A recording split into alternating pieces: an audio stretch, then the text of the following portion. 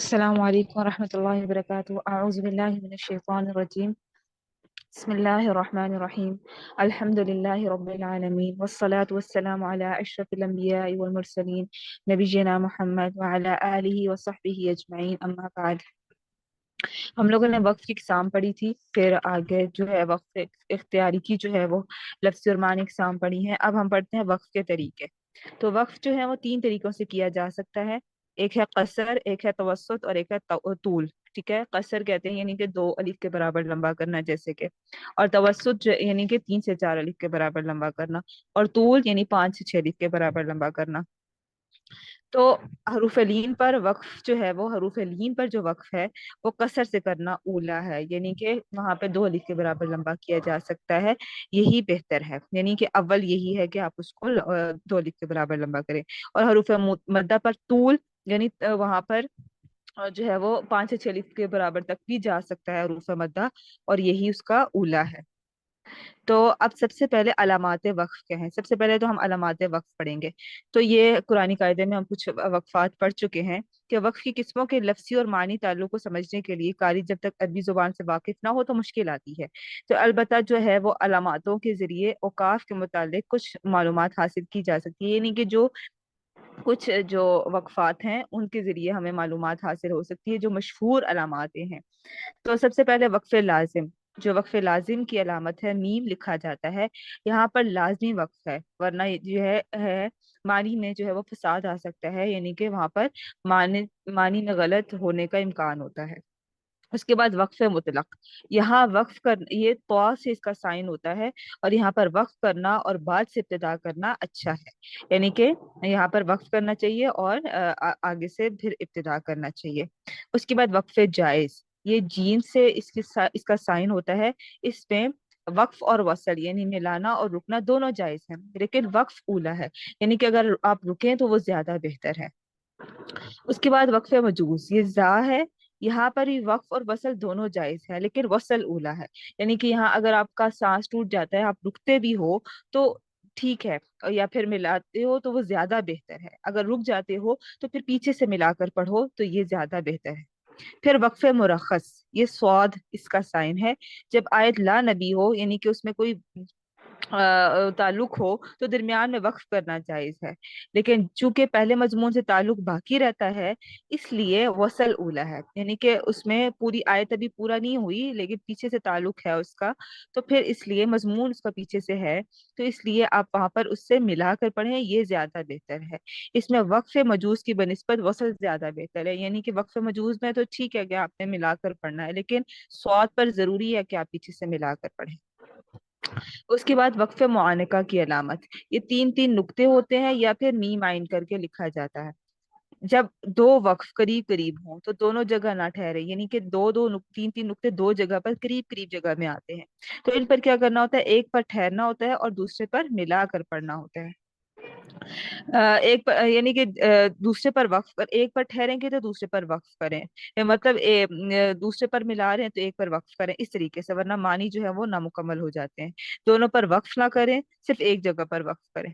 तो ऐसे वक्फों को मुआनिका की या मुराकबा की अलामत कहते हैं। तो इसकी अलामत मीमा इनके पास या इंदल मुतअखिरीन या इंदल मुतकद्दिमीन भी लिखा होता है। इसका मतलब यह है कि वक्त बाद के उलमा या शुरू के उलमा के नजदीक है।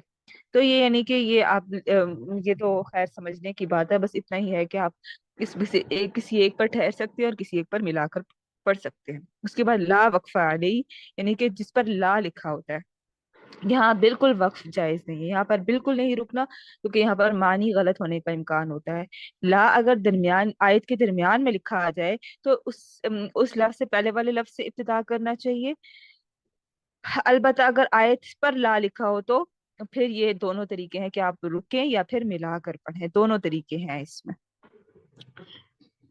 अब उसके बाद की कुछ उलमा ने जो है वो कुछ और अलामात भी बताई हैं, जैसे कद युकफ़ अलैहि, ये कफ की अलामत है, इसका मतलब होता है रुकना। ये अलामत वहां इस्तेमाल की जाती है जहां कारी का अल्फाज मिलाकर पढ़ने का इस्तेमाल हो, यानी कि यहाँ पर बिल्कुल रुकना है, और यहाँ पर अगर अल्फाज को मिलाकर पढ़ने का इस्तेमाल हो तो यहाँ पर ये अलामत होती है, इसका मतलब होता है रुकना है।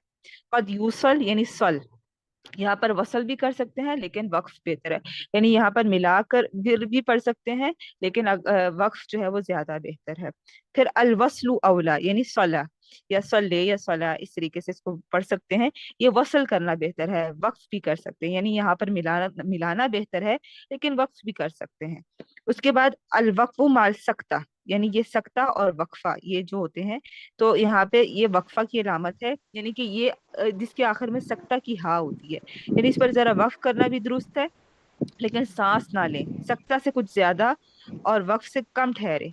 ये तवीले सकता है, लेकिन असली सकता नहीं, सकता वसल से करीब और वक्फा वक्फ से करीब है। तो ये नहीं कि यहाँ पर क्या है कि आप जो है वो सकता से थोड़ा सा ज्यादा, लेकिन इस पर रुकें, लेकिन सांस ना टूटे आपका।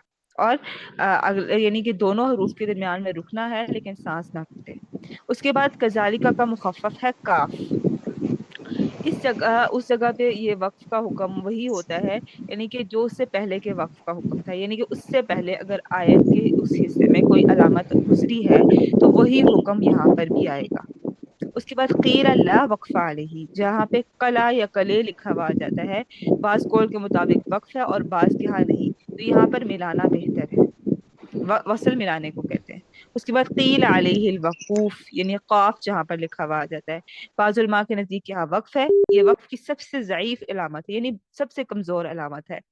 इसको तावीली वक्फ भी कहा जाता है, यानी कि मजबूरी के वक्त किया जाने वाला वक्फ, यानी अगर आप मजबूरी के टाइम इस पर रुक जाते हैं तो पीछे से मिलाकर पढ़ने की जरूरत नहीं होती।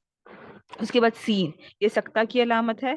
कलामुल्लाह में मुत्तफ़क़ अलैह, यानी कि सब उलमा के मुत्तफ़िक होने पर सिर्फ 4 जगह पर सक्ता करना जो है वो आया है, जिससे मुराद होता है कि आवाज को थोड़ी देर के लिए रोकना, लेकिन सांस ना टूटे। तो जहाँ पर सक्ता आएगा 4 जगह पर, आपने वहां पर सांस नहीं तोड़ना, लेकिन रुकना है। उसके बाद पांच का हिस्सा जो है वो, पांच जो लिखा हुआ आता है, ये इलामत इख्तिलाफी है, यानी यहाँ पर मिस्री और कोफियों, यानी कोफियों के अलावा यहाँ पर, यानी कि वो लोग कहते हैं कि यहाँ आयत नहीं है, लेकिन बाकी उलमा के नजदीक यहाँ आयत है, तो आयत जहाँ पर मुकम्मल होती है वहां पर रुकना होता है। उसके बाद गोल दायरा, ये तो है ही आयत के मुकम्मल होने की, ये जुमले के मुकम्मल होने की अलामत है। ये गोल ता के बजाय हल्का बनाकर गोल दायरा लिख दिया जाता है, जिसका मतलब होता है कि यहाँ पर ठहर जाओ। उसके बाद आइन, ये रकू की आखिरी हर है, यानी जहाँ रकू खत्म होता है वहाँ आइन लिखते हैं। रकू के ऊपर का हिस्सा सूरत के रकू की तादाद जाहिर करता है, और दरमियानी हिस्सा, यानी कि दरमियान में जो नंबरिंग लिखी होती है, इस एक रकू, उस रकू के शुरू से लेकर दूसरे रकू के दरमियान तक जितनी आयात गुजरी हैं उसकी तादाद लिखी होती है, और जो नीचे हिस्सा लिखा होता है वो पारे की इब्तिदा से अभी तक कितने रकू गुजर चुके हैं उसकी तादाद लिखी होती है।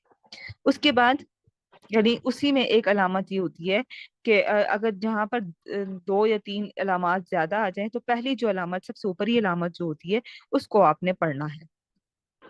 तो उसके अलावा भी 2-3 अलामत हैं, जैसे वक्फ नबी, उसमें सलाम भी लिखा जाता है, वक्फ जिब्राइल, वक्फ गुफरान, वक्फ मुनज़्ज़ल, वक्फ कुफरान, ये सारी अलामत होती हैं, तो इन पर भी आप रुक सकते हैं, इन पर रुकना मुस्तहब है।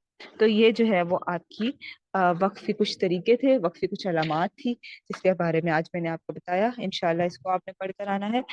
वसल्लल्लाहु अला नबिय्यिना मुहम्मद व अला आलिहि व सहबिहि अजमाइन। सुब्हानक अल्लाहुम्मा व बिहम्दिका अशहदु अन ला इलाहा इल्ला अंता अस्तगफिरुका व अतूबु इलैक। अस्सलामु अलैकुम व रहमतुल्लाहि व बरकातुहू।